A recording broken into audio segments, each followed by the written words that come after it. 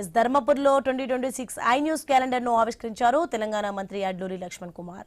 MLA camp ఆఫీసులో calendar ఆవిష్కరణ జరిగింది. పేద బలహీన అట్టడుగు వర్గాల అభ్యున్నతికి ఐ న్యూస్ కృషి చేస్తుందని పేర్కొన్నారు మంత్రి లక్ష్మణ్ కుమార్.